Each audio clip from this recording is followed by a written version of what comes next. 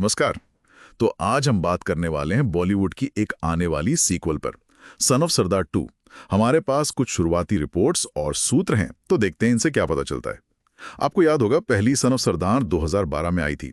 अजय देवगन थे उसमें, और वो तेलुगु हिट मर्यादा रमन्ना का रीमेक थी। एक्शन कॉमेडी थी। तो अब सवाल यह है कि इस सीक्वल में क्या नया हो सकता है। चलिए थोड़ा गहराई में जाते हैं। पहली बात जो लगभग हर रिपोर्ट में दिख रही है वो है उम्मीद कि एक्शन और कॉमेडी अब पहले से कहीं ज्यादा होगी। मतलब अजय देवगन का अपना स्टाइल, वो कॉमेडी और जबरदस्त एक्शन। पर क्या ये बस वही पुराना वाला मामला होगा या कुछ नयापन भी लाएंगे? एक सूत्र तो ये भी कह रहा है कि एक्शन सीन्स शायद इस बार और बड़े स्केल पर हों। हो सकता है विदेश में भी शूट हों। हाँ, ये दिलचस्प है। देखिए, मसाला एंटरटेनर का जो फॉर्मूला है ना, एक्शन, कॉमेडी, गाना, ड्रामा, वो आज भी चलता है।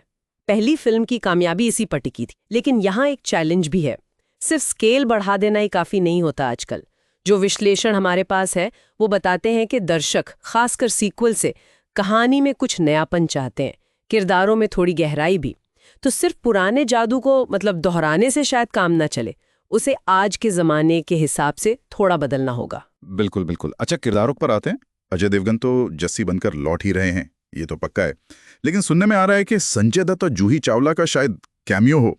अब ये सिर्फ पुरानी यादों के लिए है या कहानी में उनका कोई रोल भी होगा? और हाँ, सबसे जरूरी बात, एक नया विलन। रिपोर्ट्स कह रही हैं कि ये विलन सिर्फ ताकतवर नहीं होगा, शायद जस्सी के अतीत से या परिवार की इज्जत से जुड़ा कोई मामला हो। हाँ, ये पॉइंट बहुत जरूरी है।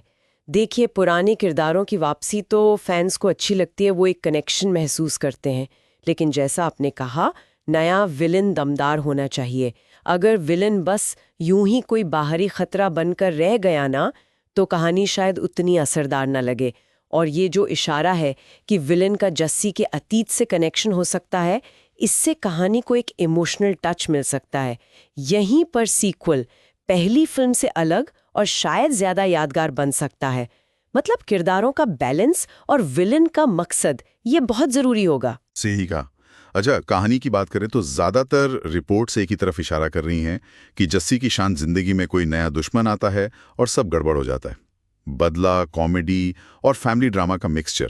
एक रिपोर्ट में तो पिता की विरासत या जमीन से जुड़े किसी पुराने झगड़े का भी जिक्र था। हो सकता है वही कहानी का मेन पॉइंट बन जाए। और हाँ, पंजाबी तड़का तो होगा ही। रंगीन माहौल, गाने, मजेदार डायलॉग्स, इसकी उम्मीद तो सभी कर रहे हैं। यही पर फिल्म बनाने वालों का असली टेस्ट है। एक्शन, कॉमेडी, इमोशन और वो पंजाबी माहौल, इन सब को सही से मिलाना। कई बार क्या होता है कि मसाला फिल्मों में सब कुछ डालने के चक्कर में कहानी ही बिखर जाती है। सिर्फ रंगीन पगड़ियां और खेत दिखा देना ही पंजाबी तड़का नहीं होता ना। कहानी का जो इमोशनल कोर है वो मजबूत होना चाहिए, ताकि लोग किरदारों से जुड़ पाएं।